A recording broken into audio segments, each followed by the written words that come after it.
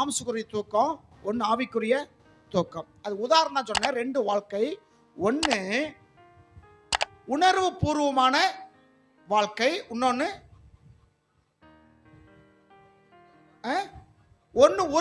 உணவு பூர்வமான வாழ்க்கை, ஒன்று உணர்வில்லாத ஒரு வாழ்க்கை. ஏதோ யதார்த்தமான வாழ்க்கை, உப்பு சப்பு இல்லாத ஏதோ வாழணும். ஒரு கட்டாயத்தினாலே வாழுகிறவர்களும் என்ன, மனசுனா பிறந்துட்டோம்ல, வாழ்ந்துதானே ஆகணும். நீ என்ன செய்ய முடியும்? படைச்சவன் என்னைக்கு கூப்பிடறானோ அது வரைக்கும் என்ன செய்ய வேண்டியது இருக்கு? ஓட வேண்டியது இருக்கு. கட்டாயத்தோடு வாழுகிற வாழ்க்கை.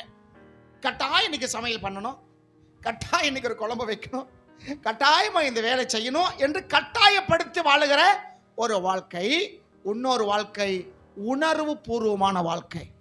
கட்டாயப்படுத்தி வாழுகிற வாழ்க்கை சின்ன குறை இருந்தாலும் பெருசா தெரியும். விளங்கினவங்க அல்லேலூயா. கட்டாயப்படுத்துகிற வாழ்க்கை சின்ன குறை இருந்தாலும் எப்படி தெரியும்? ரொம்ப பெருசாய் உலகத்துல யாருக்கும் நடக்காத மாதிரியும், உலகத்துல யாரும் கஷ்டப்படாத மாதிரியும், யாருக்கு எந்த வியாதி வராத மாதிரியும், எல்லா இவங்களுக்கு தான் வந்த மாதிரியும் அப்படி பேச ஆரம்பிச்சிருவாங்க. ஆனா உணர்வு பூர்வமான வாழ்கிற வாழ்க்கை என்ன நடந்தாலும் பெருசுபடுத்த மாட்டாங்க. அல்லேலூயா. அப்ப ஆவிக்குரிய வாழ்க்கையில நம்ம என்ன இருக்கு? நமக்கு ஆண்டவர் இருக்கிற உறவு சரியில்லைன்னா சில பேர் என்ன வரும்? சில பாடுகள் வரும், பிரச்சனைகள் வரும், வியாதிகள் வரும், விளைவினங்கள் ஏற்படும், பொருளாதாரத்தில் கீழே மேலே வருவோம். நம்முடைய குடும்ப வாழ்க்கையில சில என்ன நடக்கும்? சில காரியங்கள் நடக்கும். ஆனா தேவனோடு உணர்வு பூர்வமாய் அன்பு வைத்திருந்தால் இதை பத்தி நம்ம கவலைப்படவே மாட்டோம். நம்ம நோக்கம் நித்திய ராஜ்யம்தான். அல்லேலூயா. அதை ஒன்னை மட்டும்தான் நம்ம யோசிச்சு கொண்டு இருப்போமே தவிர இந்த பூமியில் நடக்கிற காரியத்தை குறித்து என்ன செய்ய மாட்டோம்? நம்ம பெருசுபடுத்த மாட்டோம். இன்னைக்கு இருக்கிற காலம் எவ்வளவு முக்கியமான காலமா இருக்கிறது. நாம் இப்படிப்பட்ட தூக்கங்களை இருப்போமானால் எதை நம்ம இழந்து போவோம்? சில பேர் தூக்க பிரியர்கள் இருக்காங்க. தூக்கம் நல்லதா, ஆனா தூக்கம் என்ன இருக்கக்கூடாது?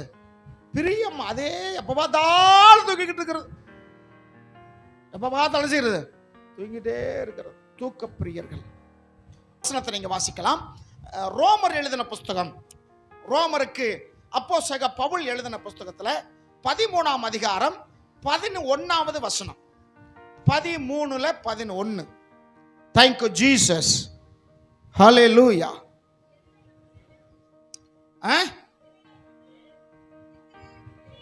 நித்திரையை விட்டு, முன்னாடி வாசிச்சிங்க, தூங்கிட்டு வாசிங்க, தெரியல எனக்கு. யார் வாய்ச்சது? சுமதியா? சரி. நித்திரையை விட்டு எழுந்து இருக்கத்தக்க வேலை ஆயிற்று. கூட்டம் முடிய போகுது, தூங்குறவங்க எந்திரிங்க. நித்திரையை விட்டு எழுந்திருக்கத்தக்க வேலை ஆயிற்று. நாம் காலத்தை அறிந்தவர்களாய் எப்படி நடக்க வேண்டும்? எப்படி நடக்க வேண்டும்? நடக்க வேண்டிய காரியத்தை பவுல் இங்க எழுதுகிறார். ஒன்னு குறிப்பிடுகிறாரு. இந்த நாள் எப்படிப்பட்ட நேரம்? நித்திரை விட்டு எழுந்திருக்க வேண்டிய நேரம் அப்படின்னு சொல்லுகிறார். ஒரு எச்சரிப்பு. ஆமா இல்லைங்களா? இன்னும் என்ன செய்ய? தூங்கிக்கிட்டு இருக்காத. இன்னும் நீ தூங்கினா ஒரு பிரயோஜனத்துக்கு நீ ஆக மாட்ட. தூங்குற நேரம் என்ன ஆயிருச்சு? முடிஞ்சிருச்சு. கடவுள் நமக்கு பாருங்க இந்த 24 மணி நேரத்தை எப்படி வகுத்து கொடுத்திருக்கிறார். 8 மணி நேரம் உழைப்பு, 8 மணி நேரம் ரெஸ்ட், 8 மணி நேரம் தூக்கம். ஆமா இல்லைங்களா? 8 மணிக்கெல்லாம் யாருமே வேலை முடிச்சு வர்றதில்லை. வெளியே வேலைக்கு போறவங்க தெரியும். எப்படியும் அரசாங்க வேலைகள் பார்க்குறவங்க ஒருத்தர் அது வந்து கான்ட்ராக்டா? எதுவியா? கான்ட்ராக்ட். சரி, அரசாங்க வேலை நம்ம இதில் யாருமே இல்லை. நம்ம கிராம சபையில் இருக்கிறனால யாரும் கிடையாது. கான்ட்ராக்ட் வேலை பார்க்குறவங்க எத்தனை மணி நேரம் வேலை பார்ப்பீங்க? எத்தனை மணி நேரம்? 10 மணி நேரமா? யாரும் வேலைக்கு போறது இல்லையா? 12 மணி நேரம், 12 மணி நேரம் பாருங்க.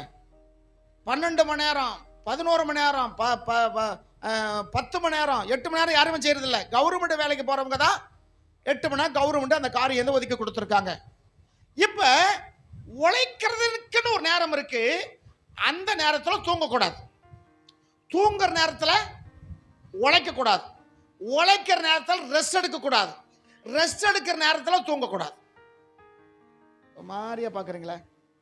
ஒன்றுமே புரியல. ஆமா, ஆராதனைக்கு வர வேண்டிய நேரத்தில் வீட்டில் இருக்கக்கூடாது. வீட்டில் இருக்க வேண்டிய நேரத்தில் ஆராதனை இருக்கக்கூடாது. சாப்பிட்ற நேரத்தில் தூங்கக்கூடாது. தூங்குற நேரத்தில் என்ன செய்யக்கூடாது? சாப்பிடக்கூடாது. பசிச்ச பிறகுதான் சாப்பிடணும். டயத்துக்கு சாப்பிடக்கூடாது. பசிச்ச நேரம் தான் சாப்பிடணும். சில பேர் 1:30 ஆச்சா உடனே சாப்பிட, இவங்க பசிக்கவே பசிக்காது. ஏன்னா 8:30 மணிக்கு இந்த மூதாவி 9 இட்லி சாப்பிட்டு இருக்கோம். 9 இட்லி போட்டு தள்ளி இருக்கோம். அதுக்கு மேல ஒரு டீ வேற, அது வேற குடிச்சிருக்கோம். அப்புறம் 11 மணிக்கு ஒரு போண்டா ஒரு டீ அதுவும் குடிச்சிருக்கோம். இப்ப 1:30 மணிக்கு சாப்பிட டைம் ஆயிருச்சு. எங்க சாப்பிடுறது? பசிச்ச பிறகு சாப்பிடணும். அதான் உடம்புக்கு நல்லது. நேரத்துக்கு சாப்பிட்டா உடம்புக்கு கெடுதல். புரியுதான்னு சொல்ல உங்களுக்கு? பசிச்ச நேரம் சாப்பிடணும். பசிக்கணும், எல்லாம் ஜீரணமாகி வகுறு கதகதன்னு எரியணும். அப்பளும் சாப்பிட்டாதான் அது ஜீரண சக்தி ஆகும். இப்படி ஜீரணிக்கு முன்னாடியே போட்டு அமுக்கிக்கிட்டு இருந்தா அப்ப என்ன செய்யறது? நெஞ்சு கரைக்குது. மூதேவி இப்படி சாப்பிட்டா கரைக்காம என்ன செய்யும்? அப்புறம் சோடா வாங்கிட்டு வா. என்னது அப்படின்னா கருப்பு கலரா? என்னது? பெப்சியா? பெப்சி லெமன் சோடா சிஞ்சரு அது இது குடிக்கிறது. இது தேவையா இது? சரி, இப்ப நித்திரை விட்டு எழுந்திருக்கத்தக்க நேரம் வந்துருச்சு. பக்கத்துல எப்படி சொல்லுங்க? நீங்க தூங்குறத விட்டு எந்திரிக்க நேரம் வந்துருச்சு. ஆவிக்குரிய தூக்கம் சொல்றேன், உங்களை சொல்லல. நீங்க நல்லா விழிச்சுக்கிட்டு தான் இருக்கீங்க, நல்லா ஜெபிக்கிறீங்க, சுறுசுறுப்பா இருக்கீங்க. உங்க சொந்த காரியத்தை விட ஆராதனையில நீங்க இருக்கிற சுறுசுறுப்பு தேவதூதர்களே உங்களை பார்த்து போராம படணும். ஓஹோ, இந்த அளவுல சுறுசுறுப்பா நாங்க கூட இருக்கலையா? எவ்வளவு சுறுசுறுப்பா இருக்காங்க. ஞாயிற்றுக்கிழமை ஆனா 5 மணிக்கு எந்திரிக்க வேண்டியவங்க 4 மணிக்கே எந்திரிச்சு வேக வேகமா சமையல் செஞ்சு வச்சுக்கிட்டு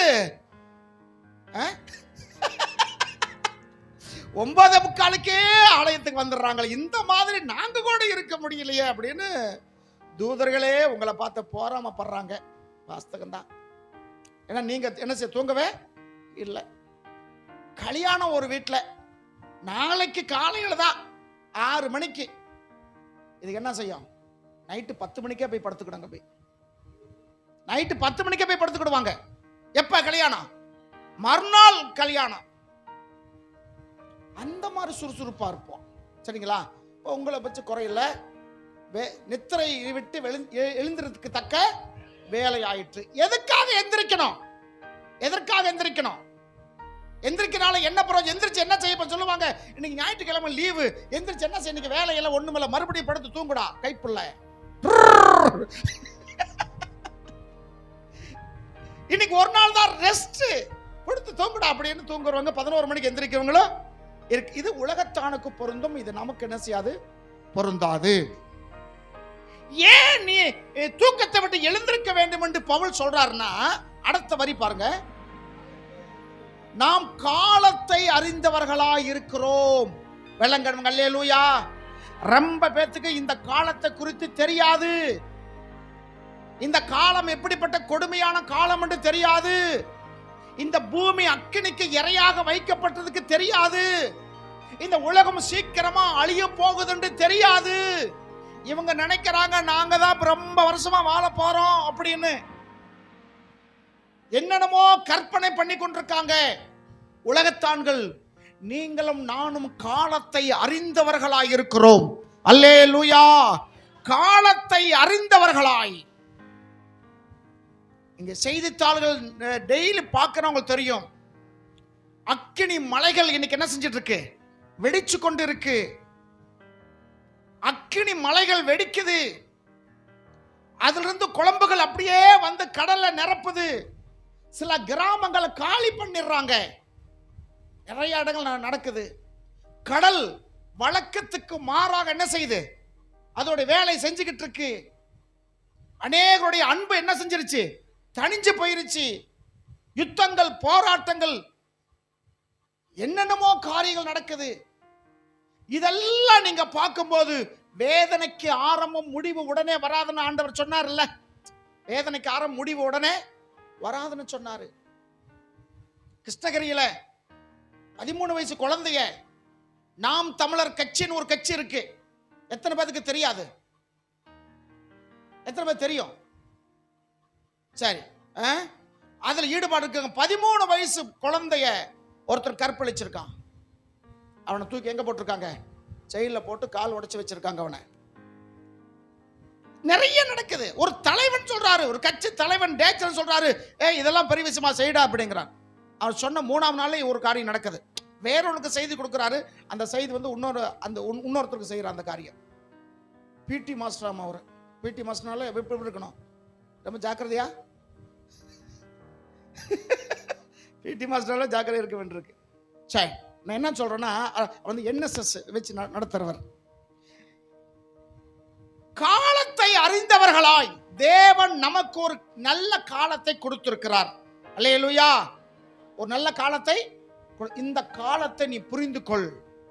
தேவன் உனக்கு கொடுத்திருக்க இந்த நல்ல காலத்தை நீங்க வந்து உணர்ந்து கொண்டீங்கன்னா தூங்குறதுக்கு உங்களுக்கு என்ன வராது? மனசு வராது. இது தூங்குற நேரம் அல்ல. காலத்தை அறிந்து கொள்ளவர்களாய் காணப்பட வேண்டும். காலத்தை அறிந்தவர்களாய் எப்படி நடக்க வேண்டும்? ஒரு செய்தி சொல்றாரு. ஐயா, சகோதரிய சகோதரனே, நீயும் நானும் விசுவாசியா இருக்கும் போது ரட்சிப்பு சமீபமா இருந்தது. ரட்சிப்பு என்றால் என்ன? மீட்பு. ரட்சிப்பு என்றால் மீட்பு. நீங்களும் நானும் ரட்சிக்கப்படும் போது ரட்சிப்பு எப்படி இருந்துச்சா? நாம் விசுவாசிகள் ஆன போது ரட்சிப்பு எப்படி இருந்தது? சமீபமா இருந்தது. இது 2000 வருஷத்துக்கு முன்னாடி எழுதப்பட்ட ஒரு வேத வசனம். ஆமா இல்லைங்களா? 2000 வருஷத்துக்கு முன்னாடி எழுதின ஒரு வேத புஸ்தகம். இந்த வார்த்தை நீங்களும் நாளும் ரட்சிக்கப்பட்டு எத்தனை காலங்கள் ஆகுது என்று அவங்களுடைய பைபிள் பார்த்தா புரிஞ்சுக்கிடுவீங்க. ஏன்னா நீங்க அந்த தேதி என்ன செஞ்சிருக்கீங்க? அநேகர் எழுதி வைத்திருக்கிறதுனால தெரியும். சில பேத்துக்கு எழுதாமலேயே தெரியும், இத்தனை வருஷம் ஆயிருச்சு. நீங்க விசுவாசிகளாய் ஆகும் போது, அப்ப அதுக்கு முன்னாடி எப்படிப்பட்ட வாழ்க்கை? விசுவாசம் இல்லாத வாழ்க்கை. நீங்கள் விசுவாசிகளாய் ஆகும் போது ரட்சிப்பு எப்படி இருந்ததா? சமீபமா இருந்தது போல இப்பொழுது அது நமக்கு அதிக சமீபமா இருக்கிறது. அல்லேலூயா. இப்ப ரொம்ப பக்கம் வந்துருச்சு. இது எழுந்திருக்கத்தக்க வேண்டிய வேலை. இது விழித்திருக்க வேண்டிய வேலை. தேவனோடு நீங்கள் நானும் சரியான உறவு வைத்திருக்க வேண்டிய வேலை. ஏன்னா அது கீழே வந்து 12ஆம் வசனம் பார்த்தீங்கன்னா, இரவு சென்று போயிற்று, சமீபமாயிற்று. ஆகையால் அந்தகாரத்தினுடைய கிரிகைகளை தள்ளிவிட்டு ஒளியின் ஆயுதங்களை தரித்துக் கொள்ள கடவோம். அல்லேலூயா. அந்தகாரம், இது யார் சொல்றாரு? ரட்சிக்கப்பட்டவங்களுக்கு தான் சொல்றாரு. இரவு சென்று போயிற்று, பகல் சமீபமா இருக்கிறது. ஆகையால் அந்தகாரத்தில் கிரிகைகளை தள்ளிவிடுங்க. ஒரு கிரி இருக்கு. என்ன கிரிகை இருக்கு? அந்தகார கிரிகைகள் இருக்கு. இது புறஜாதிகளுக்கு சொன்ன வார்த்தை அல்ல. யாருக்கு சொல்றாரு பவுல்? ரட்சிக்கப்பட்டவர்களுக்கு சொல்லுகிறார். உதாரணத்தை நீங்க பாத்தீங்கன்னா, ஏன் இந்த வார்த்தையை அழுத்தி இங்க சொல்றாருன்னா, இவங்களுக்குள்ளாக ஒரு மேட்டிமை இருந்துச்சு. இந்த ரோமாபுரி சபையில் உள்ள விசுவாசிகளுக்கு என்ன இருந்தது? ஒரு மேட்டிமை இருந்தது. அப்போஸ்தலர் 8ஆம் அதிகாரத்துல சீசர்கள் என்ன செய்தாங்க? சீசர்கள் சிதறி போனார்கள். சிதறி போனவர் எல்லாரும் சுவிசேஷத்தை அறிவித்தார்கள் என்று வேதத்தில் வாசிக்கிறோம். சரிங்களா? அப்போஸ்தலர்கள் மாத்திரமே எங்க இருந்துட்டாங்க? எருசலேமில் இருந்தார்கள். சீசர்கள் எல்லாரும் போயிட்டாங்க. சீசர்கள் எல்லாம் ஓடி போயிட்டாங்க. ஓடி போன எல்லா இடங்களும் சுவிசேஷம் போகுது. அதன் பிறகு சவுல் ரட்சிக்கப்படுகிறான். 13ஆம் அதிகாரத்தில் 9ஆம் அதிகாரத்தில் ரட்சிக்கப்படுறான். 13ஆம் அதிகாரத்தில் அவனை ஆண்டவர் தன்னுடைய ஊழியத்துக்கு அழைக்கிறார். அதன் பிறகு அவர் ஊழியம் செய்ய ஆரம்பிக்கிறார். இந்த புஸ்தகத்தை எழுதும் போது பவுல் எங்க இருக்கிறார்மா? சிறைச்சாலையில இருந்து கொண்டு ரோமாபுரியில இவர் கட்டி உருவாக்கின சபைக்கு கடிதம் எழுதுகிறார். ஏன்னா அந்த சபையில் இருக்கிற மக்களுடைய மனநிலைமை எப்படி, இது நீங்க தெரிஞ்சுக்கிட்டாதான் நான் சொல்றது புரியும் உங்களுக்கு. அவங்களுடைய மனநிலைமை எப்படி இருந்துச்சு? ரொம்ப பெருமை உள்ளவர்களாய் இருந்தார்கள். ரொம்பவா பெருமை உள்ளவர்களாய் இருந்தார்கள், மேட்டுமையானவர்களாய் இருந்தார்கள். ஏனென்றால் அந்த நாளில் இஸ்ரவேல் ஜனங்களுக்கு, அத யூதர்களுக்கு, முழு உலகத்துக்கும் தலைநகரம் எதுவா இருந்தது? ரோமாபுரியாய் இருந்தது. எத்தனை பேருக்கு தெரியாது? கிரேக்கருடைய சாம்ராஜ்யத்துல முழு உலகத்தினுடைய தலைநகரம் ரோமாபுரி. அதற்கு முன்னாடி பழைய ஏற்பாடு காலத்தில் இதா இருந்தது. முழு உலகத்தினுடைய தலைநகரம் சூசான் அரண்மனை. சூசான் அரண்மனை. அதுக்கப்புறம் பாபிலோன். விளங்குதா? பாபிலோன், சூசான் அரண்மனை. அதன் பிறகு ரோமாபுரி. உலகத்தினுடைய எல்லா நாடுகளிலும் இவங்களுடைய கண்ட்ரோல தான் இருந்தாங்க. பழமொழி சொல்லுவாங்க, உலகத்தினுடைய எல்லா சாலைகளையும் ரோமை நோக்கி இருக்கும் அப்படின்னு சொல்லுவாங்க. அதான் ரோடு போட்டது அவங்க தான் முத. எல்லா நாட்டுடைய ரோடுகளும் ரோமை பார்த்து தான் இருக்கும். ரோம் வரைக்கும் வழி இருக்கும். ஏன்னா அதுதான் வியாபாரம், வர்த்தகம், எல்லா காரியங்களும் அவங்களுக்கு கண்ட்ரோல் தான் இருந்தது. சரிங்களா? இப்ப உலகம் முழுவதுடைய தலைநகரம் இவங்க தான் தலைநகரத்தில் இருக்கிறாங்க. இந்த சபையில் இருக்கிற விசுவாசிகளுக்கு என்ன நினைப்பு வந்து தெரியுமா? மற்ற நாடுகள் இருக்கவங்க நாம தான் எப்படிப்பட்டவங்க? தலைநகர்ல இருக்கிறோம்.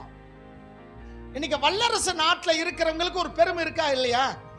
அமெரிக்கா, ரஷ்யா, இங்கிலாந்து, இவங்களுக்கு என்ன இருக்கு? ஒரு பெருமை இருக்கு. நாங்க எங்க இருக்கிறோம்? வல்லரசு நாட்டில் இருக்கிறோம். அதன் பிறகு இங்கிலாந்துக்காரங்க தான் முழு உலகத்தை என்ன செய்தாங்க? ஆட்சி செய்தார்கள். இன்னைக்கு அந்த ராயல் அந்த வாழ்க்கையை தான் அவங்க என்ன செய்யிட்டு இருக்காங்க? வாழ்ந்து கொண்டிருக்கிறாங்க. இந்த காலத்தை நீங்க புரிஞ்சுக்கோங்கிறார். காலத்தை அறிந்தவர்களாய் என்ன செய்யும்? தூக்கத்தை விட்டு எழுந்திருக்க வேண்டும். நீ பழசையே நினைச்சுக்கிட்டு என்ன செய்யாத இருக்காத. நீ பெரிய ஆளுன்னு சொல்லி நீ நினைச்சுக்கிட்டு இருக்காத. நீ ரட்சிக்கப்படும் போது, நீ முத விசுவாசம் ஆகும் போது ரட்சிப்பு எப்படி சமீபமா இருந்ததோ இப்ப என்ன ஆச்சு? அதை விட அதிகமா இருக்குது என்று சொல்லி சில காரியத்தை சொல்லுகிறார். சரி, இப்ப தூங்கி கொண்டு இருக்கிற ஒரு சபை அப்படித்தானே? இப்ப இந்த சபை என்ன செய்யுது? ஆவிக்குரிய வாழ்க்கையில தூங்குது. பெருமை வந்து போச்சு, மேட்டுமை வந்து போச்சு. 1ஆம் அதிகாரத்தை நீங்க பாத்தீங்கன்னா 1ஆம் அதிகாரம் 11ஆம் வசனமா 1:11 ரோமர்ல தான் 8 1:8 உங்கள் விசுவாசம் உலகமெங்கும் பிரசித்தமானபடினாலே. நீங்க 2ஆம் வசனம் பார்த்தீங்க, ரோமாபுரியில் உள்ள தேவ பிரியருக்கும் பரிசுத்தவான்களுக்கும் அழைக்கப்பட்டவர்களுக்கு சொல்றாரு. அப்ப ரோமாபுரியில் இருக்கிற மக்களுக்கு எழுதுறாரு, நமக்கு தெரிஞ்சு போச்சு. 2வது அவங்க விசுவாசம் எப்படி இருந்துச்சா? உலகமெங்கும் இவங்க விசுவாசம் உலகமெங்கும். ஏன்னா தலைநகருக்கு போனாலுமே மேக்சிமம் உலகம் எல்லாத்துக்கும் போனதுக்கு சமந்தான். இயேசு சொன்னாரு அப்போஸ்தலர் 1ஆம் அதிகாரம் 8ஆம் வசனத்துல, நீங்கள் உலகமெங்கும் போய் சர்வ சிருஷ்டிக்கும் சுவிசேஷத்தை அறிவியுங்கள் என்று ஆண்டவர் சொன்னார் இல்லையா? அப்ப தலைநகருக்கு இன்னைக்கு சுவிசேஷம் என்ன செஞ்சிருச்சு? வந்துருச்சு. நமக்கு தெரியும். இவங்களுக்குள்ள இந்த பெருமையை பவுல் எடுத்துவிட்டு இனிமேல் நீ நடக்க வேண்டிய காரியத்தை நீ செய்யுங்கிறார். இது தூங்குற நேரம் இதல்ல. ரோமாபுரிக்கு ஏன் இதை அழைத்து சொல்றாருன்னா, அவங்களுக்குள்ளாக இருந்த பெருமை வந்ததினால ஆவிக்குரிய தூக்கம் அவங்களுக்கு என்ன செஞ்சிருச்சு? வந்து போச்சு. இப்படி தூங்குறதுனால என்ன இழந்து போனார்கள்? நான் முன்னாடி ஒரு பாடல் சொன்னேன். கடையில தூங்குறவன் முதல்ல இழந்துருவான், படையில தூங்குறவன் புகழ் இழந்துருவான், பள்ளியில தூங்குறவன் கல்வி இழந்துறான். இப்படி பொறுப்புள்ள மனிதர்கள் தூக்கத்தினால் பொல்லாத காரியமா? இப்படி பொறுப்புள்ள மனிதர்கள் தூங்கத்தினால் பல பொன்னான வேலையெல்லாம் தூங்குதப்பா. நீ உற்சாகமா இருக்க வேண்டிய சபையில தூங்குனீங்கன்னா பொன்னான காரியமெல்லாம் என்ன செஞ்சிடும்? தூங்கிடும். அப்ப இது விட்டு நம்ம என்ன செய்ய வெளியே வர்றோம்? இப்படிதான் சில பேர் தூங்கிட்டாங்க. முழிச்சிருந்தவர்களுக்கு என்ன கிடைச்சது, தூங்கினவங்களுக்கு என்ன கிடைச்சது? பக்கத்தில் கேட்க சொல்லுங்க. வேதத்தில் தூங்கினவங்களுக்கு என்ன கிடைச்சது, முழிச்சிருந்தவர்களுக்கு என்ன கிடைச்சது? நீங்க தூங்க போறீங்களா, முழிக்க போறீங்களா? சரி, எல்லாம் எடுத்துக்கொள்வோம். மத்தேயு சுவிசேஷம் உங்களுக்கு தெரிஞ்ச சம்பவம் தான். 25ஆம் அதிகாரம் 25ஆம் அதிகாரம்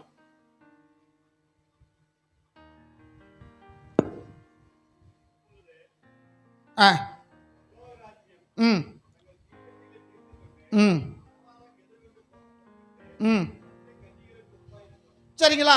இதை பரலோகத்தை குறிச்சா பேச போறப்ப, பரலோகத்தை குறிச்சு ரொம்ப பேர் மறந்துட்டாங்க. அப்படி ஒண்ணு இருக்குதே, மறந்துட்டாங்க. இன்னைக்கு சொர்க்கம் சொர்க்கம் நம் கையில, அப்படித்தானே? சொர்க்கம்லாம் இதுதான்.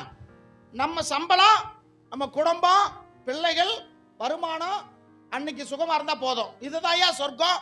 இன்னொரு சொர்க்கம் இல்ல. பரலோகம் என்பது இதுதான். அங்கெல்லாம் கிடையாது. நீங்க வாழும் போதே நீ நல்லது செஞ்சா உனக்கு பரலோகம், நீ தீங்கு செஞ்சினா உனக்கு எதுதான் நரகம், இப்படி சொல்லுவாங்க. பரலோகத்து குறித்து இன்னைக்கு பிரசங்கங்கள் குறைஞ்சு போச்சு. நித்திய வாழ்க்கை குறித்தான ஒரு ஒரு காரியங்கள் நீங்க அநேகருடைய வாழ்க்கையில் என்ன செஞ்சிருச்சு, குறைஞ்சிருச்சு. ஏன்னா அதை விட பெருசா இது தெரியுது, பொருளாதாரம் தான் தெரியுது. பரலோகம் குறித்து பெருசாக அவங்களுக்கு என்ன செய்யல, தெரியல. இந்த 25ஆம் அதிகாரத்துல அநேக உதாரணங்கள் இயேசு சொல்லுகிறார். எதை குறிச்சு? பரலோக ராஜ்யத்தை குறிச்சே சொல்லுகிறார். பரலோக ராஜ்யத்துக்குரிய மேன்மை குறித்து சொல்லுகிறார். பரலோக ராஜ்யத்தை குறித்தான ஆசீர்வாதங்களை சொல்லுகிறார். பரலோகத்துல உன்னுடைய பங்கு எப்படி இருக்க வேண்டும் என்று சொல்லுகிறது நம்ம பார்க்கிறோம். இப்ப பரலோக ராஜ்யம் தீவெட்டிகளை பிடித்துக் கொண்டு மணவாளனுக்கு எதிர்கொண்டு போக புறப்பட்ட 10 கன்னிகைகளுக்கு ஒரு உதாரணம் என்று சொல்லுகிறார். இது யூதர்களுடைய வாழ்க்கையில நடக்கிற ஒரு திருமண வைபோகம், திருமண நிகழ்ச்சிகள். இன்னைக்கு நம்ம எல்லாருடைய சமுதாயங்களில் சமுதாய திருமணங்கள் வரும், செய்வார்கள். இன்னைக்கு ஒன்ன பார்த்து ஒன்னு என்று நினைச்சுக்கிட்டு நமக்கும் அந்த கல்யாணத்துக்கு சம்பந்தமே இருக்காது. அது யாரோ ஒருவர் செஞ்சது, அதை வச்சு நாம் என்ன செஞ்சுட்டு இருப்போம், அவங்கள பார்த்து காப்பி அடித்து கொண்டு இருப்போம்.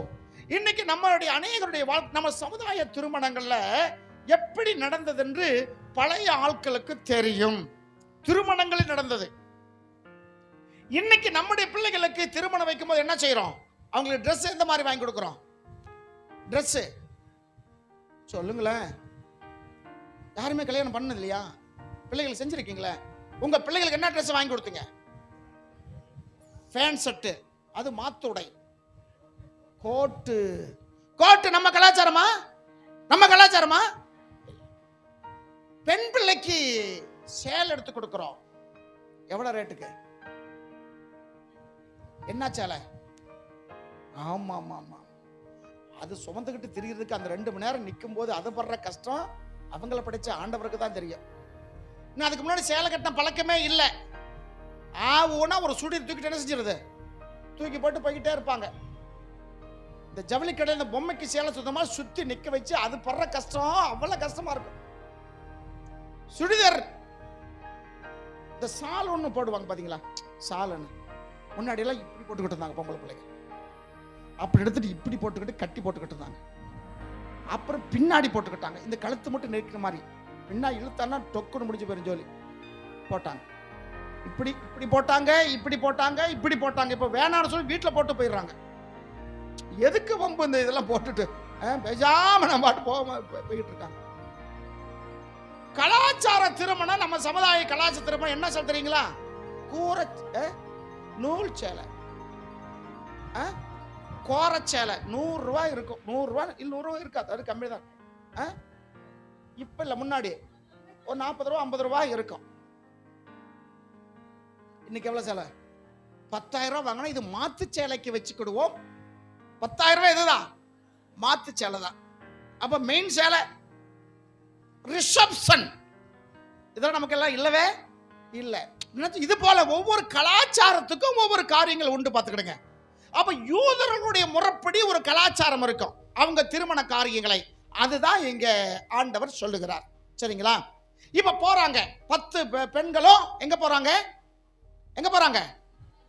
மணவாளனை சந்திக்க போகிறார்கள். நீங்க நினைக்க கூடாது அப்ப யூதர்கள்லாம் ஒரு மணவாளனுக்கு 10 பேரா அப்படி நினைக்க கூடாது. இது உதாரணத்தை சொல்லுகிறார். சரிங்களா? போன உடனே அவர்கள் 5 பேர் 5 பேர் புத்தி உள்ளவங்களா, 5 பேர் புத்தி இல்லாதவங்களா? ஆனா மணப்பெண்ணு தான், கல்யாண பெண்ணு தான். புத்தியுள்ள ஸ்திரீ தன் வீட்டை கட்டுகிறாள், புத்தி இல்லாதவளோ தன் கட்டிய வீட்டை. ஆமா, ஜேசிபி எல்லாம் தேவையே இல்லை, அவ கையே போதும். இன்னைக்கு கைய கூட இல்லை, வெறும் வாய் போதும். கட்டின வீட்டை என்ன செய்வாங்க? இடிச்சிருவாங்க. இது பெண்களுக்கு மாத்திரமல்ல, ஆவிக்குரிய வாழ்க்கையில நம்மளையும் சேர்த்துதான். ஆவதும் பெண்ணாலே அழிவதும் பெண்ணாலே, பொம்பளை மேலேயே பழி போடக்கூடாது. பொம்பளை மூலியமா குடும்பம் பிரிஞ்சதை விட ஆண்கள் மூலியமா பிரிஞ்ச குடும்பம் தான் இன்னைக்கு நிறைய இருக்கு, பார்த்துக்கிடுங்க. அப்ப ஆண்டோடைய பார்வைக்கு நம்ம எல்லாருமே மனவாட்டிகள் தான். விளங்கணவங்க அல்லேலூயா. ஆண்டோடைய பார்வைக்கு நம்ம எல்லாருமே யாரு தான்? மனவாட்டிகள் தான். இதுல பிரிக்கிறாரு, 5 பேர் புத்தி உள்ளவங்க, 5 பேர் புத்தி இல்லாதவங்க. யார் புத்தி இருக்கு யார் புத்தி இல்லைன்னு நான் சொல்ல கோபம் வந்துடும், உங்களையும் பார்த்துக்கங்க. ஏன் இப்படி 5 பேர் புத்தி உள்ள பொம்பளையா 5 பேர் புத்தி இல்லாத பொம்பளைன்னா அவங்களுடைய செய்கை வச்சுதான் கணக்கிடுவாங்க. இவ புத்தி உள்ளவ, இவ புத்தி இல்லாதவ. 1 லட்சம் ரூபாய் குழு மகளிருக்குள்ள லோன் வாங்குறாங்க.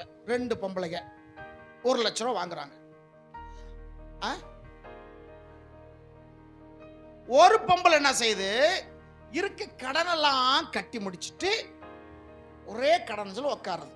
இல்லைன்னா அந்த 1 லட்சம் வச்சுட்டு என்ன செய்யுது? ஒரு இடம் வாங்கி போடுது. இன்னைக்கு 1 லட்சம் வாங்க முடியாது, உதாரணம் சொல்றேன்.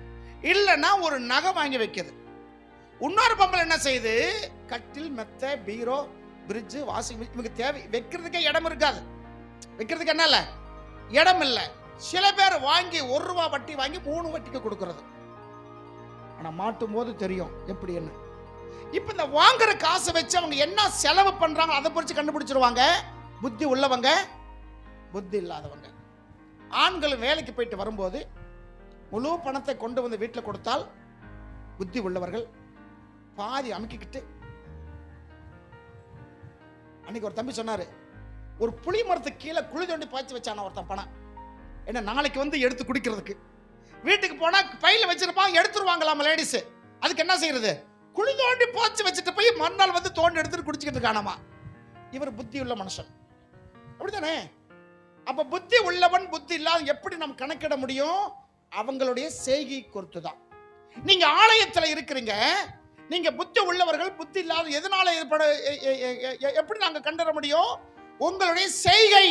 நீங்க கர்த்தருக்கென்று செய்யற காரியம், தேவனுக்கென்று உங்களுக்கு இருக்கிற உற்சாகம், தேவனுக்கென்று நீங்க எடுத்திருக்கிற முயற்சிகள், பரலோகத்து குறித்தான நம்பிக்கை, அது வச்சுதான் என்ன செய்ய முடியும்? புத்தி உள்ளவங்களும் புத்தி இல்லாதவங்களும் கணக்கிட முடியும். தனிப்பட்ட வாழ்க்கையில உங்க எல்லாத்துக்கும் புத்தி இருக்கு. புத்தி இல்லைன்னா நமக்கு என்ன வந்துடும்? பயங்கர கோவம் வந்துடும். டார்வின் விஞ்ஞானி அவர் கண்டுபிடிச்சாரா? டார்வின், அது என்ன சொல், டார்வின் இது சொல்லுவாங்களே கொள்கை, டார்வின் கொள்கை. அவரு மனசு குரங்கு தான் பிறந்தான்.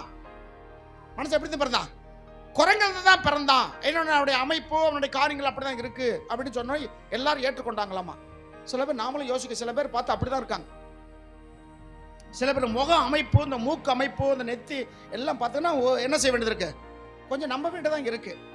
அப்படிப்பட்ட அந்த கொள்கையை, டார்வின் கொள்கை, அப்படிப்பட்ட கொள்கை நம்புறவங்க கிட்ட கூட போய் குரங்க அப்படின்னு சொல்லி பாருங்க, என்ன வரும்? நீ தான் நம்புறீல்ல, குரங்குல இருந்து வந்தாலும் நம்புற இல்லையா? குரங்கு உன்னோட தாத்தா பாட்டியை சொன்னா எதுக்கு கோவம் வருது உனக்கு? அப்ப அந்த கோவமே காட்டி கொடுக்குது, நான் யார் கிடையாது, குரங்குல இருந்து வந்தவன் இல்லை என்று காட்டி கொடுக்குது. காரணம், நம் தேவனால் உண்டாக்கப்பட்டவர்கள். அல்லேலூயா. படைத்தான், படைப்பெல்லாம் மனுவுக்காக, மனுவை படைத்தான் தன்னை வணங்க. ஆமென். கர்த்தர் நாமத்துக்கு மகிமை உண்டாகட்டும். இங்க நம்ம என்ன பார்க்கிறோம்? அவங்களுடைய கிரியை வச்சுதான் புத்தி உள்ளவங்களும் புத்தி இல்லா கணக்கிட முடியும். நீங்கள் புத்தி உள்ளவர்களாக இருக்க வேண்டும் என்று கர்த்தர் விரும்புகிறார். அல்லேலூயா. சரி, இந்த 10 பேருக்கு ஒரு வாய்ப்பு அங்கே தருகிறது ஒரு சூழ்நிலை. 10 பேர் என்ன செஞ்சிட்டாங்க? புத்தி இல்லாதவர்கள். 5 பேர் புத்தி உள்ளவங்க, 5 பேர் புத்தி இல்லாதவங்க தானே. இப்ப புத்தி இல்லாதவருடைய கிரியை சொல்றாங்க. எதை வச்சு அவங்க புத்தி இல்லைன்னு சொல்றாங்கன்னா,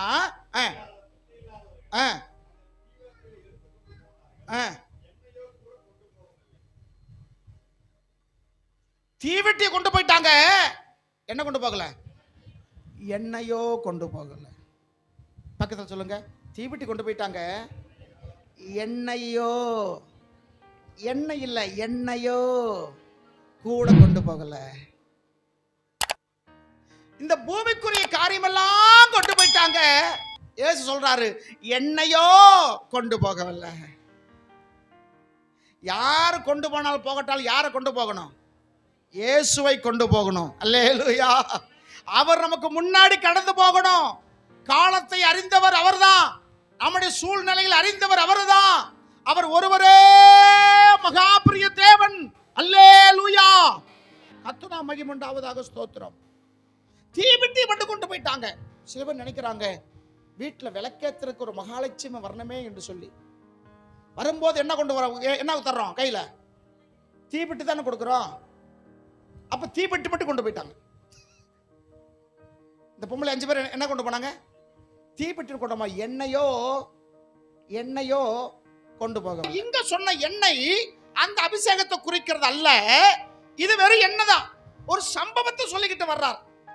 எண்ணெயோ கூட கொண்டு போகல, தீவெட்டி மட்டும் கொண்டு போயிட்டாங்க. சேலை எடுத்து வச்சுக்கிட்டாங்க, மேக்கப் பெட்டி எடுத்து வச்சுக்கிட்டாங்க, என்னன்னா அவங்களுக்கு தேவை எல்லாம் எடுத்து வச்சுக்கிட்டாங்க, லைட் எடுத்துக்கிட்டாங்க. ஆனா எண்ணெய் மட்டும் வச்சுட்டு போயிட்டாங்க. எண்ணெய் மட்டும். போற நேரம் எப்படிப்பட்ட நேரம்? இரவு நேரம். இரவு நேரம் போறாங்க, நடந்து போறாங்க. ஒரு இடத்துக்கு போனோடனே களைப்பு வந்துருச்சு. கொஞ்சம் தூரம் போனோடனே களைப்பு. என்ன ஆயிட்டாங்க? தூங்கிட்டாங்க. இந்த புத்தி இல்லாதவங்க மட்டும் தான் தூங்குனாங்க? புத்தி இருக்கிறவங்களும் தூங்குனாங்க, புத்தி இல்லாதவங்களும் தூங்குனாங்க. புத்தி இருக்கிறவங்களும் தூக்கம் எல்லாத்துக்கும் வரும். எங்க தூங்கணும்னு அங்கதான் தூங்கும். எனக்கு புத்தி இருக்கு, கர்த்தனை தூங்க வைத்திருக்காருன்னு இங்க தூங்க கூடாது. 10 பேரும் தூங்கிட்டாங்க பாருங்க. சரீரத்துல சில களைப்பு வரும். நம்ம எல்லாத்துக்கும் என்ன இருக்கு? நீங்கள் நானும் கன்னிகள் மணவாள் இயேசுவை சந்திக்கிறதுக்காக வருகிறோம். ஒரு குறிப்பிட்ட தூரம் வந்துட்டோம். சரீரத்தில் சில களைப்பு, அப்படித்தானே? நம்ம மாம்சமா இருக்கிறதுனால சில களைப்புகள் வரலாம், தூங்கலாம். சத்தம் கேட்ட உடனே எந்திரிச்சிடணும். அல்லேலூயா, அல்லேலூயா. இங்க என்ன செய்யுது? 10 பேர் தூங்கிட்டாங்க. தூங்குற நேரத்தில் என்ன வருது? மணவாளன் வருகிறார் என்று தூங்கி விட்டார்கள்.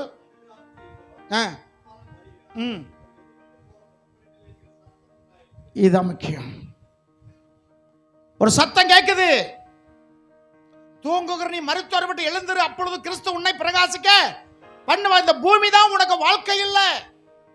இந்த பூமியில வாழ்வதற்கு ஒரு வாழ்க்கை நமக்கு கொடுத்திருக்கிறார். நமக்கு இது நித்தியம் அல்ல, இது நிரந்தரம் அல்ல, நமக்கு நிரந்தரம் அதுதான். அல்லேலூயா. தேவ மகிமை உண்டாகட்டும். இப்ப களைப்பு வந்து கொஞ்சம் படுத்திருக்கலாம். இந்த 8 மாசத்துல எத்தனையோ களைப்பு உங்களுக்கு வந்தது, எத்தனையோ பிரச்சனை வந்தது, சோதனை வந்தது, பொருளாதார தேவைகள் வந்தது, வியாதிகள் வரலாம், பலவீனம் வரலாம். உன்னை நன்றாக அறிந்தவர்களோட உன்னை புரியாமல் சில காரியங்கள் பேசி உன் மனதை காயப்படுத்திருக்கலாம். அருமைக்குரியவர்களே, சோர்வுல நீ ஒருவேளை கொஞ்சம் கண்ணசந்திருக்கலாம். அப்படின்னா என்ன அர்த்தம்? ஜெபிக்கவே நேரத்தில் ஜெபிக்காம இருந்திருக்கலாம், ஆராதனைக்கு வர வேண்டிய நேரத்தில் ஆராதனை வராமல் இருக்கலாம். இப்படி சில காரியங்கள் நீங்களே அதை வந்து ஃபில் பண்ணிக்கிடுங்க. இப்ப என்ன வருது? ஒரு சத்தம். என்ன சத்தம்? மணவாளன் வருகிறார் என்ற சத்தம். அல்லேலூயா. சத்தத்தை கேட்டு நீ தயாராக வேண்டும். ஆண்டவருடைய வருகை மிக மிக சமீபமா இருக்கிறது. ஆண்டவருடைய வார்த்தை இன்னைக்கு அநேக காரியம் நிறைவேறி கொண்டு இருக்கிறது. ஒரு சத்தம் நமக்கு கேட்குது. 2 நாளைக்கு முன்னாடி யூடியூப்ல ஒரு செய்தி ஒன்று போட்டிருந்தோம். எத்தனை பேர் பார்த்தீங்க? யூடியூப்ல ஒன்னே ஒன்று கண்ணே கண்ணு சொன்ன மாதிரி ஒருத்தர் எந்திரிக்கிறாரு, பார்க்கலையோ? யூடியூப்ல செய்தி, உங்களுக்கெல்லாம் செல்லு வேண்டாம், ஒரு பெட்டி வச்சிடறேன், எல்லா பெட்டியில போட்டுருங்க. உங்களுக்கு ஒருத்தருக்கு ஆண்ட்ராய்டு செல்லே வேண்டாம். பார்க்கலையா? சில பேர் நினைக்கிறாங்க, பாஸ்டர் எங்களுக்கு செல்லே இல்லை பாஸ்டர், ரொம்ப பாவமா இருக்கு.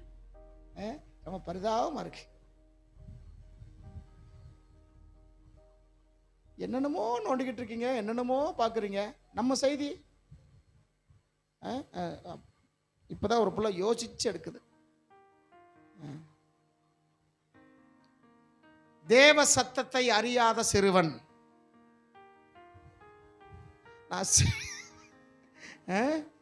தேவ சத்தத்தை அறியாத சிறுவன், அவனுக்கு தேவ சத்தமும் என்ன தெரியல, 7 சத்தம் என்னன்னு அவனுக்கு தெரியல. ரெண்டுமே தெரியாதனால குழப்பம் அடைந்தவனா இருந்தான். இன்றைக்கு எந்த சத்தத்தை நீங்க கேட்டுக்கொண்டு இருக்கிறீங்க? உங்க காதுகளுக்கு நேரம் வரக்கூடிய சத்தம் எந்த சத்தம்? உங்க புருஷ சத்தம் மட்டும் கரெக்டா நீங்க அறிஞ்சு வச்சிருக்கீங்களா? 4வது வீட்டுல 5வது ஆளுகிட்ட பேசிக்கிட்டு இருந்தா அந்த குரலை வச்சு கண்டுபிடிக்கிறீங்களா இல்லையா? உங்க மனைவி நடக்கிற சத்தத்தை கேட்ட அந்த சத்தம் கேட்டு உங்களுக்கு தெரியுதுல்ல.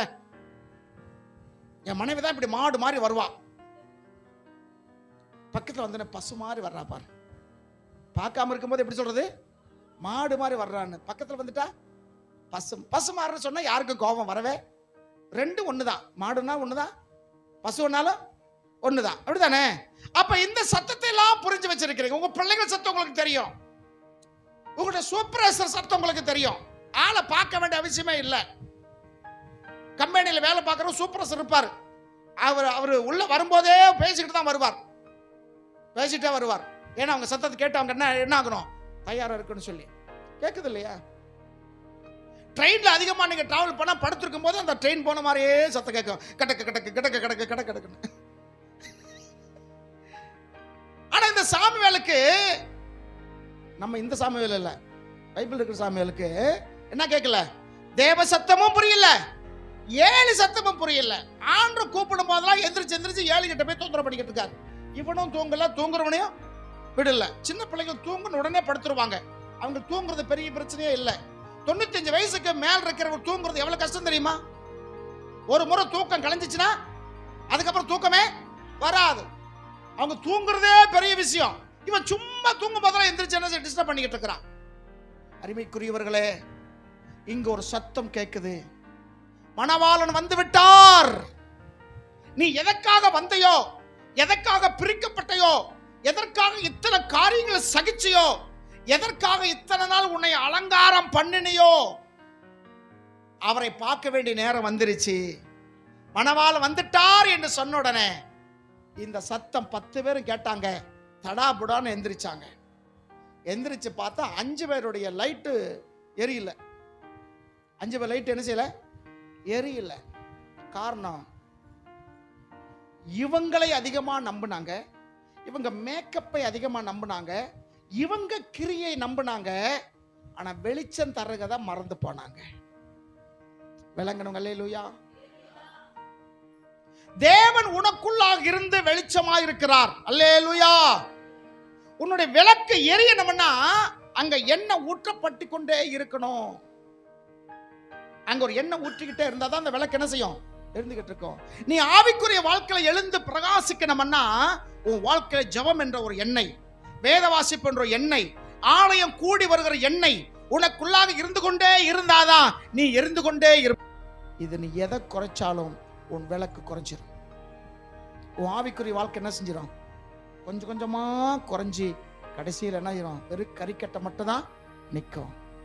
அதனால இது தூங்குற நேரம் இது அல்ல. சத்தம் கேட்டோன்னு எந்திரிச்சிட்டாங்க. அது அவங்க என்ன பார்த்தா நித்திர மயக்கம் அடைந்தார்களாம். இன்னைக்கு ஒவ்வொரு மனுஷனுக்கும் ஒவ்வொரு வித மயக்கம் இருக்கு, அப்படிதானே? சாப்பிடாதவனுக்கு பசி மயக்கம், சாப்பிடுறவனுக்கு தூக்க மயக்கம், உண்ட மயக்கம் குண்டனுக்கும், அப்படிதானே? அது மட்டுமா? சில பேர் பண மயக்கம், சில பேர் பொருளாதார மயக்கம், சில பேர் சேலைகள் மேலேயே ஒரு மயக்கம், சில பேர் நகை மேலேயே ஒரு மயக்கம், சில பேர் இடங்கள் மேலேயே ஒரு மயக்கம். இது எல்லாமே இந்த பூமிக்குரிய மயக்கம். முதல் சொன்ன 2 மயக்கம் எல்லா மனுஷனுக்கும் வர்றது, எல்லா மனுஷனுக்கும் வரும், வித்தியாசம் இல்லாம வரும். பசி மயக்கம் வரும், நித்திர மயக்கம், உண்ட மயக்கம் வரும். ஆனா இந்த மயக்கம், இவன் என்ன செய்தான், நித்திர மயக்கம் அடைந்தார். நித்திரையில ஒரு மயக்கம். இந்த உலகம் உன்னை மயக்கி வச்சிருக்கு. சகோதரா, சகோதரி, பரலோகத்துக்கு நீ வரக்கூடாதபடிக்கு இந்த உலகம் ஏதோ ஒரு வகையில உன்னை மயக்கி வச்சிருக்கு. அதை விட்டு நீ வெளியே வந்துரு. அல்லேலூயா. தூங்குனது நீ போதும், எந்திரி, வெளியே வந்துரு. நீ இவ்வளவு கஷ்டப்பட்டதுக்கு காரணம் பரலோகத்துக்கு நீ வர வேண்டியது என்பதற்காக தான். அங்க என்ன செய்யுது? சத்தம் கேட்குது. சத்தம் கேட்ட உடனே என்ன செய்தாங்க? 10 கன்னிகளும் எழுந்திருந்து தங்கள் தீவெட்டிகளை ஆயத்தப்படுத்தினார்கள். புத்தி இல்லாதவர்கள் புத்தி உள்ளவர் நோக்கி இப்பதான் கடன் கேட்கிறாங்க. என்ன கேட்கிறாங்க? கடன் கேட்கிறாங்க. எங்க தீவெட்டிகள் அணைஞ்சு போகுது, லைட் எல்லாம் அணைஞ்சு போகுது, என்ன கொடுங்க? கொஞ்சம் எண்ணெய் கொடுங்க, கொஞ்சம் எண்ணெய் கொடுங்க. யார்கிட்ட கேட்கிறாங்க? புத்தி இல்லாதவர்கள் புத்தி உள்ளவங்களை பார்த்து கேட்கிறா, கொஞ்சம் எண்ணெய் கொடுமா, இவ்வளவு வச்சிருக்கல, கொஞ்சம் கொடுக்க வேண்டியதானே, நம்ம எவ்வளவுதான் பழகணும், ஒண்ணுக்குள்ள ஒண்ணு உள்நாக்கில் புண்ணு, எப்படிலாம் இருந்தோம், கொஞ்சம் எண்ணெய் கொடு அப்படி கேட்டோன்னா அவங்க சொல்றாங்க பாருங்க, எவ்வளவு புத்தி உள்ளவங்க பாருங்க. இன்னைக்கு நம்ம அநேகர் என்ன செய்யறோம்? சில பேர் பிள்ளைகள்லாம் கடன் வாங்கிட்டு போறாங்க, நகைகளை கடன் வாங்கிட்டு போய் தொலைச்சிட்டு வர்ற மூதேவிகள் நிறைய பேர் இருக்காங்க. அப்படித்தானே? சேலை கடன் வாங்கி கட்டிட்டு போறது. இன்னைக்கெல்லாம் சேலையெல்லாம் கேட்கறது இல்லை. ஒரு ஜீன்ஸ் பேண்டும் ஒரு டிஷர்ட் கொடுங்க சொல்லி வாங்கி போட்டு போறவங்க டவுன் சைடில் இருக்கிறாங்க. கடன், எதுக்கெடுத்தாலும் கடன் கடன் கடன் கடன் கடன் கடன். கடன் வாங்குறது அவசியமே இல்லை, ஆனா குறைஞ்சி வட்டி வருதுன்னா கடன் வாங்குறோம். இவங்க கடன் வாங்குறது அவசியம் இல்லை, கடவுள் அந்த அளவு வச்சிருக்கிறாரு. வட்டி எவ்வளவு கிடைக்குதா? குறைஞ்ச வட்டி கிடைக்குது, அதனால கடன் வாங்குவோம். கடன் இப்ப கேட்கிறாங்க. இந்த புத்தி உள்ளவங்க சொல்றாங்க, ஏமா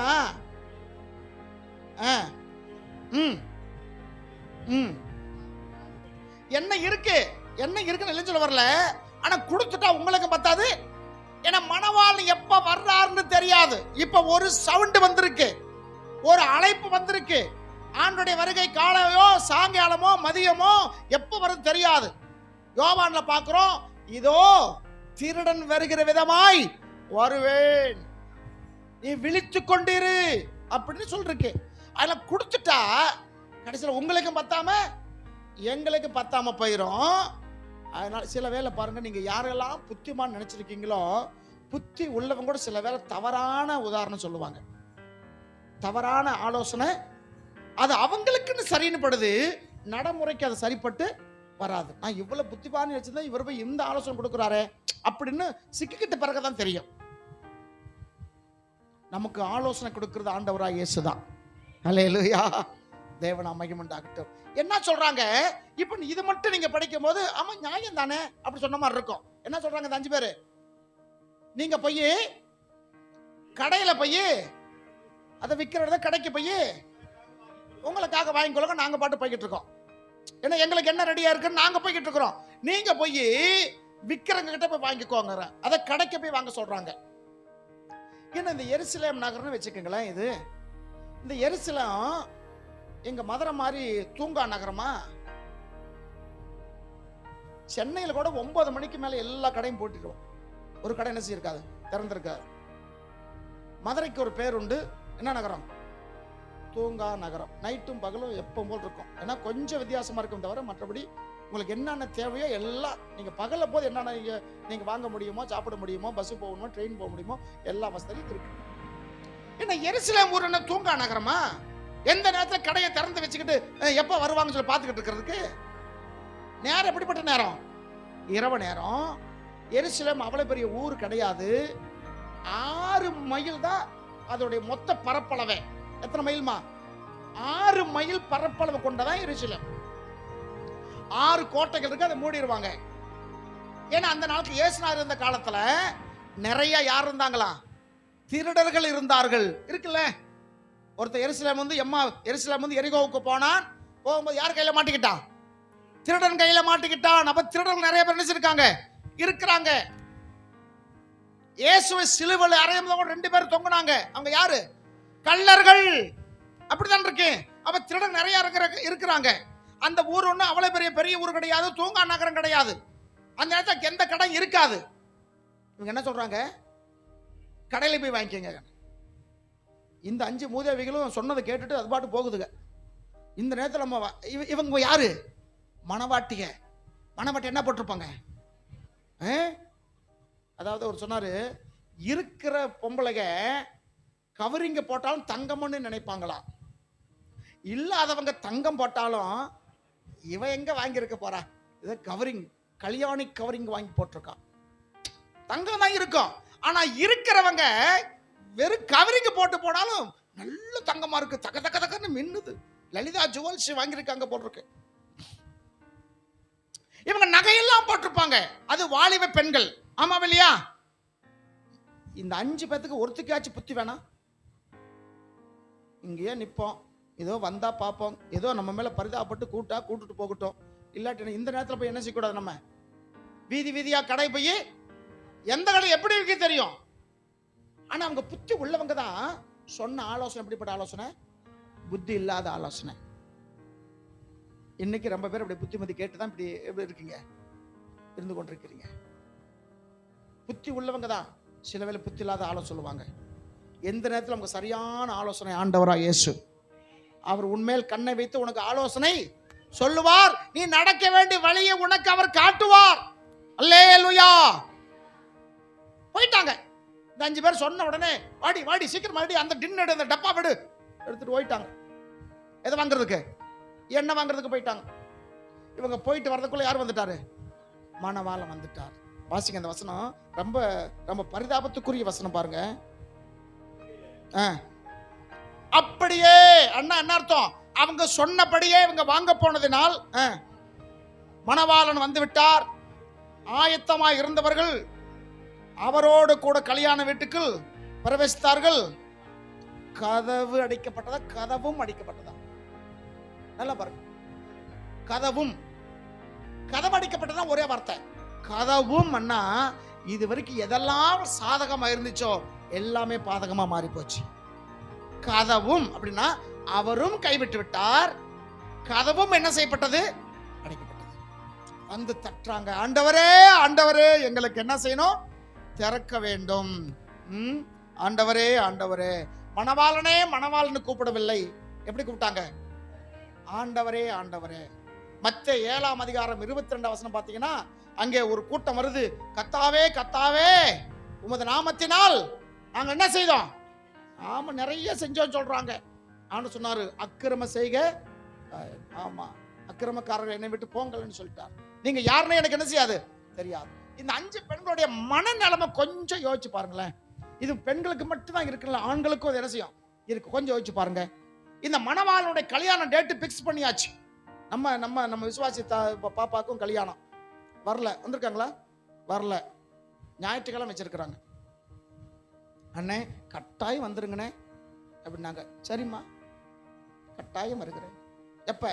கல்யாணம் முடிஞ்ச போனவர் தான் போவேன். புரியுதா? ஒரு தம்பி வீடு புண்ணிய அர்ச்சனை, அண்ணே கட்டாயம் வந்துடணும், நீங்க அண்ணி தம்பிக்கு எல்லாத்துக்கும் கூட்டு வந்துருங்க. எப்ப? ஞாயிற்றுக்கிழமை.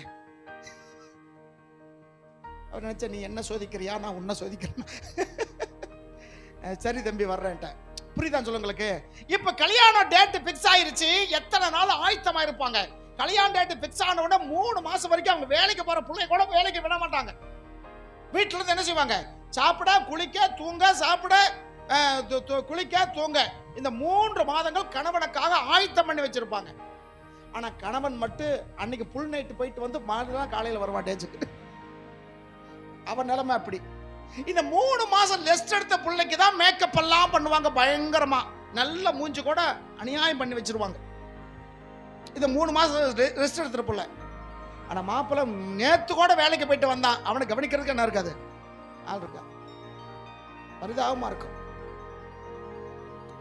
இப்ப 3 மாசத்துக்கு முன்னாடியே திருமணத்துக்கு ரெடியான இந்த பிள்ளைகள் எவ்வளவு கற்பனையோடு, எவ்வளவு எண்ணத்தோடு, என்ன எதிர்பார்ப்போடு இருக்குமா இருக்காதா? எல்லாம் அந்த நிலைமை தான் வந்திருக்கீங்க. சின்ன 2-3 பிள்ளைகள் தான் இருக்காங்க இவங்களை தவிர, எல்லாரும் அந்த நிலை தான் வந்திருக்கிறோம். அந்த எண்ணம் இருக்குமா இருக்காதா? இப்ப கடைசி நேரத்தில் நீங்க யாருன்னே தெரியாதுன்னு சொல்லிட்டு அவங்க மனசு இப்ப இருக்கும். அன்னைக்கு போன் பண்ணி பேசுனீங்க, அன்னைக்கு போன் பண்ணி பேசுனீங்க, வந்து பார்த்து ஆகா அப்படி இருக்குன்னு சொன்னீங்க, இப்ப யாரும் தெரியாதுன்னு சொல்றீங்களா? எவ்வளவு வேதனை, எவ்வளவு மன உளைச்சல். இருக்கமா இருக்காதா? எவ்வளவு கஷ்டமா இருக்கு. நான் எப்படி மறுபடியும் எங்க அப்பா வீட்டுக்கு போறது? இத்தனை நாள் ஆயத்தப்பட்டு நான் வந்துட்டேன். கொஞ்சம் கதவு திறந்தா உள்ள போயிருவேன். கொஞ்சம் கதவு திறந்து உள்ள போயிருவேன். கதவும் அடைக்கப்பட்டது. இதான் முடிவு. நீ ஆயத்தது உன்னுடைய கிரியைகள். இந்த பூமியில நீ இருக்கும்போது ஆண்டவருக்காக உன்னுடைய பங்கு, உன்னுடைய செயல்கள் என்ன, அதுதான் உன்னை நித்தியத்துக்கு கொண்டு போகும். அல்லேலூயா. வெளிப்படுத்தல் 2ஆம் அதிகாரம் 19 பார்த்தீங்கன்னா, உன்னுடைய கிரிகைகளை நான் அறிந்திருக்கிறேன் என்கிறார். உன்னுடைய கிரிகைகளை நான் அறிந்திருக்கிறேன், உன் கிரிகைகளுக்கு தக்க பலன் என்னோட என்ன செய்து வருகிறது, அது உனக்கு தருகிறேங்கிறார். கர்த்தருக்கு நீ செய்ய வேண்டிய காரியத்துல உற்சாகமான செய்யணும். இதுல நீ தூங்கிக்கிட்டு இருக்காத. மற்ற காரியத்தெல்லாம் வெளிச்சுக்கிட்டு இருக்கிற, கர்த்தருடைய காரியத்தை மட்டும் தூங்குறானே, என்ன அநியாயம் இது? நீ அதுக்குன்னு ஆயத்தமாகி வந்துட்ட. உன் சொந்தத்தை வெறுத்துட்ட, உன் பந்தத்தை வெறுத்துட்ட, உன்னோட உறவுகளை வெறுத்துட்ட, உன் கூட பிறப்புகளை வெறுத்துட்ட, கர்த்தரே என்று வந்துட்ட. இங்க வந்து தூங்கிட்டு இருந்தா நீ புறப்பட்ட நோக்கமே உனக்கு என்ன இல்லாம போகும், பிரயோஜனம் இல்லாமல் போய்விடும். இங்க என்ன செய்யுது? கதவும் அடைக்கப்பட்டது. ஆதியாகமம் புஸ்தகம் 7:16 பாத்தீங்கன்னா, ஒரு பெரிய அழிவு வரப்போகுது. ஒரு பெரிய வெள்ளம் வந்து எல்லா ஜனங்கள் சாக போறாங்க. அப்படிப்பட்ட நேரத்தில் நோவாவின் மேலே ஆண்டவருடைய கண்கள் பட்டது. நீதிமானாக பட்டான். நோவாவின் நிமித்தம் அவனுடைய முழு குடும்பமும் காக்கப்பட்டது. ஒரு பேழையை உண்டு பண்ண சொன்னார். கர்த்தர் என்ன சொன்னாரோ நோவா அதையெல்லாம் செஞ்சு முடிச்சார். அல்லேலூயா.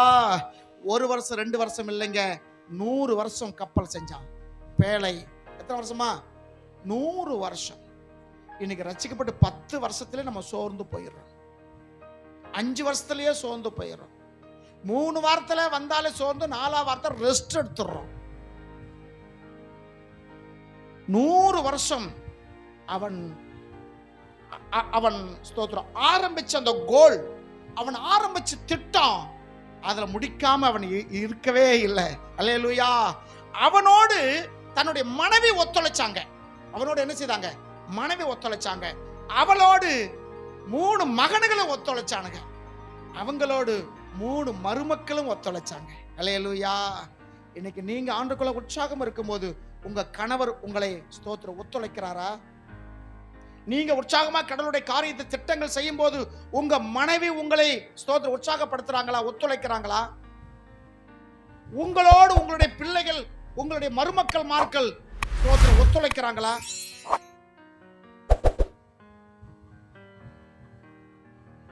இப்ப நோவா பேலை செய்து முடிச்சிட்டான். ஆண்டவருடைய வார்த்தை நிறைவேற போகுது. உள்ள விட்டு கதவை அடைத்தார். அல்லேலூயா. வாசிங்களேன். கட்டளையிட்டபடியே ஆணும் பெண்ணுமாக அப்பொழுது கர்த்தர் அவனை உள்ளே விட்டு கதவை அடைத்தார். அல்லேலூயா. நோவாவையும் அவனுடைய ஆட்களையும் எல்லாத்தையும் உள்ள விட்டு கர்த்தரே கதவை அடைத்தார். இங்க மணவாட்டிகள் வந்த உடனே இங்க கதவும் அடைக்கப்பட்டது. அங்கேயும் கதவு அடைக்கப்பட்டது, இங்கேயும் கதவு என்ன செய்யப்பட்டது? அடைக்கப்பட்டது. அங்க கதவை அடைத்ததால விளைவு என்ன? 40 நாள் மழை, உலகமே அழிந்து போனது. கர்த்தருடைய வார்த்தைக்கு ஆயத்தமா இருந்தவங்க காக்கப்பட்டாங்க. அல்லேலூயா. இப்ப இந்த 5 கன்னிகள் மணவாளனோடு அவள் மகிழ்ச்சியா இருக்கிறாள். ஆயத்தமாகி வந்தவர்கள் கைவிடப்பட்ட நிலைமையில காணப்படுறாங்க. எப்படி ஆயிட்டாங்க? கைவிடப்பட்டவே காணப்பட்டாங்க. ஏன்னா அங்கதான் சொல்லி இருக்கு பாருங்க, உன்னத பாட்டு 5:6. இப்ப இவங்க வெளியே நின்று ஒரு பாட்டு பாடி இருப்பாங்க நினைக்கிறேன். ஏன்னா உள்ள போய் கதவை சாத்தியாச்சு, தட்டுறாங்க, ஆண்டவரே எங்களை திறக்க வேண்டும் சொல்லி. இங்க ஒரு அம்மா பாட்டு பாடுது. அதுக்காக மச்சானே பாத்தீங்களா மலவாள தோப்புக்குள்ள, அப்படி அந்த பாட்டு இல்ல, இங்க ஒரு பாட்டு பாடுற. பாடுங்க 5:6. என் நேசருக்கு கதவை திறந்தேன், என் நேசரோ இல்லை. அவர் கதவை தட்டிக்கிட்டு இருக்கும் போது இந்த மூதேவி திறக்கல. ஹலோ, கதவை திறங்க, கதவை திறங்க. வாசப்படி கதவை என்ன செய்கிறேன்? தட்டுகிறேன். கதவை திறக்கல. அதுக்கு முன்னாடி இருக்கிற வசனங்களை படிச்சு பார்த்துக்கிடுங்க. கதவை திறக்கல. இவ சாவகாசமா வர்றா. அதான் சில சொல்லுவாங்க, இந்த நிறைய ரகசியங்கள் அடங்கி வச்சிருக்கிறது பெண்களை நம்ப மாட்டாங்க. இந்த பெண் டிரைவ் சொல்லுவாங்களே, பெண் டிரைவ், ஆன் டிரைவ் இருக்கா? பென் டிரைவ் ஏன் வச்சிருக்காங்க? நிறைய ஸ்டோர் பண்ணி வச்சுக்கலாம்.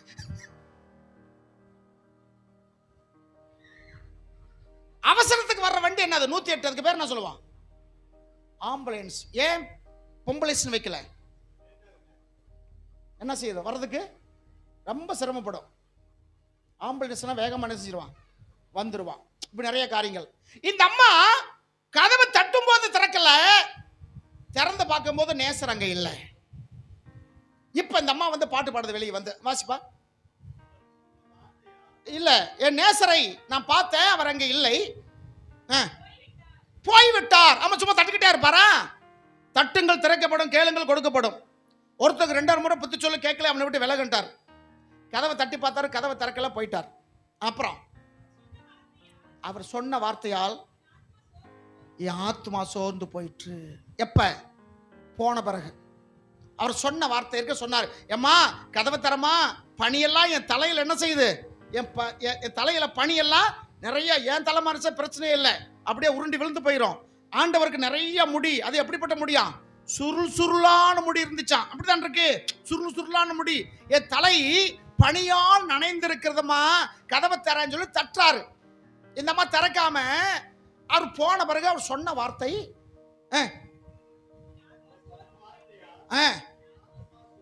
சோர்ந்து போயிற்று. அவரை தேடினேன், அவர் காணவில்லை. வாசப்படி இருக்க தட்டும் போது இந்த அம்மா பார்க்காம காணாம போன பிறகு தேடிக்கிட்டு திரும்பிதான் வீதி வீதியா வந்து. தேடினேன், காணவில்லை.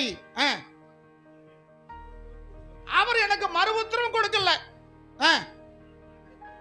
நான் நகரத்தில் திரிகிற ராத்திரி, நகரத்தில் எல்லாம் வாட்ச்மேன் இருக்காங்களே, குர்கா இருக்காங்களே, காவலர்கள் என்னை கண்டு என்னை அழைத்து என்னை காயப்படுத்தினார்கள். இந்த அம்மா ரோட்ல என்ன செஞ்சிட்டு இருக்கு? சுத்திக்கிட்டு தெரியுது. திரிஞ்சோட காவல்காரங்க கூப்பிடுற, யாருமா நீ இந்த நேரத்தில் ரோட்ல என்ன செஞ்சிட்டு இருக்க, சுத்திக்கிட்டு திரிகிற அப்படின்னு கண்டிச்சாங்களாம். என் நேசரை பார்த்தீங்களா, என் நேசரை பார்த்தீங்களா? அந்த 5ஆம் அதிகாரம் முழுசுல பார்த்தீங்கன்னா ரொம்ப அருமையா இருக்கும். இது சபையை குறிக்கிறது. சூளமெத்தி என்றால் சபை, நேசர் என்றால் ஆண்டவராக இயேசு. சபையோடு ஒத்து வருகிற காரியங்கள். இப்ப கதவுல பக்கத்தில் இருக்கும் போதே கூப்பிட்டுக்குங்க. கதவை அடைச்ச பிறகு என்ன செய்ய முடியாது, ஒரு பிரயோஜனம் இல்லை. மணவாளன் உள்ளே என்ன செஞ்சிருவார்? போயிடுவார். ஒரே ஒரு வசனம் பாருங்க, ஆண்டவர் இப்ப சீக்கிரத்தில் வரப்போகிறார். இந்த பூமிக்கு என்ன செய்யறாரு? வரப்போகிறார். எதற்காக வருகிறார்னா, மல்கியா சோத்திரம், மல்கியா புஸ்தகம் 3ஆம் அதிகாரம் 17ஆம் வசனம். மல்கியா 3:17. சீக்கிரமசி. என் சம்பத்தை சேர்க்கும் நாளிலே அவர்கள் என்னுடையவர்களாயிருப்பார்கள். அல்லேலூயா.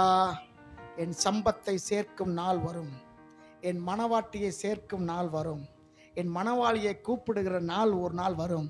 அப்பொழுது அவர்கள் என்னுடையவர்கள் ஆவார்கள். அல்லேலூயா. இது முன்னாடி சொன்னது எச்சரிக்கை. ஆயத்தத்தோடு வந்தார்கள், வேதனையோடு திரும்பினார்கள். இன்னைக்கு பரலோகத்தை குறித்து நிறைய பேர் நம்புறாங்க, ஆனா கடைசி வரைக்கும் நிக்கிறது இல்லை. எதையாச்சும் ஒன்று இழக்கணும், பரலோகத்துக்காக என்ன செய்யணும்? ஏதோ ஒரு காரியம் நம்ம செய்யணும், செய்து கொண்டே இருக்கணும். இது தூங்குகிற நேரம் இது அல்ல.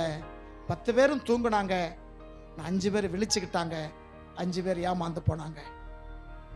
விளங்குதா? அப்ப இந்த காலம் எப்படிப்பட்ட காலமா இருக்கு? விழித்திருக்க வேண்டிய காலமா இருக்கிறதுனால மல்கியாவில் சொன்னார், என்னுடைய சம்பத்தை சேர்ப்பது வரும், அவர்கள் என்னுடையவராக இருப்பார்கள். அல்லேலூயா. முன்னாடி அவங்க பேருக்கு பின்னாடி அப்பா பேர் வரும், இப்ப அவங்க பேர் பின்னாடி யார் பேர் வரும்? கணவர் பேர் வரும். அல்லேலூயா. அப்ப என்ன சொல்லணும்? புருஷன் வீட்டுக்கு வாழ போற பெண்ணே, தங்கச்சி கண்ணே, சில புத்திமதிகளை சொல்றேன் கேளு முன்னே. இங்க சொல்லிக்கிட்டு இருக்கிறோம், அங்க போறோம். புத்திமதிகள் எல்லாம் இதெல்லாம் இருக்கு, இதுதான் சொல்லி கொண்டு இருக்கிறோம். விளங்குனா விளங்குங்க, விளங்காட்டி போங்க, அவ்வளவுதான். அப்ப என் சம்பத்தை யாரு? நீங்களும் நான் தான் சம்பத்து. இந்த சம்பத்தை அவர் எடுத்துக்கொள்வதற்கு சீக்கிரம் வருகிறார். அப்பொழுது நாம் எல்லாம் யாருடையவர்களாவோம்? இவங்க மாதிரி பின்வாங்கி போக மாட்டோம், இவங்க மாதிரி வேதனைப்பட்டு போக மாட்டோம். நம்மளை யாருன்னு தெரியாம ஆண்டு சொல்ல மாட்டாரு. நாம் அவர் உடையவர்களாக மாறிவிடுவோம். அப்ப நீங்கள் நானும் இந்த பூமியில சம்பத்தா இருக்க வேண்டும். சம்பத்தை தேடிதான் வருவார் தவிர வெறும் பதரை தேடி என்ன செய்ய மாட்டாரு? வரமாட்டார். சம்பத்துன்னு பேர் வச்சுக்கிட்டா போதாது, அது சம்பத்தில், அதெல்லாம் சொத்தை. உண்மையில சம்பத்து யாருதான்? நம்ம தான். நம்ம இந்த சம்பத்தாகிய நம்மளை அழைக்க ஆண்டவர் வருகிறார், வந்து அழைத்து கொண்டு போவார். யோவான் 14:1 உங்கள் இருதயம் கலங்காமல் இருக்கட்டும். இந்த உலகத்தை காரி குறித்து கலங்காதீங்க, இந்த உலகத்தில் இருக்க வியாதி குறித்து கலங்காதீங்க, பொருளாதாரத்தை கலங்காதீங்க, வருகிற 9 மாசம் எப்படி இருக்கோ என்று சொல்லி கலங்காதீங்க. ஒவ்வொரு நாளும் கடவுள் உங்களுக்கு நன்மை செய்கிறாகவே இருக்கிறார். அல்லேலூயா. அதனால என்ன செய்யணும்? உற்சாகத்தோடு இருக்கணும். ரோமர் 13:11 சொன்ன வார்த்தை தான் இந்த வேலை. நெத்திரை விட்டு எழுந்திருக்கத்தக்க வேலை. அப்படி தூங்கிட்டே இருந்தீங்கன்னா அந்த பெண்கள் போல கைவிடப்படுவாய். விழித்திருந்தால் மற்ற 5 பெண்களை போல மணவாளோடு இருப்போம். அல்லேலூயா.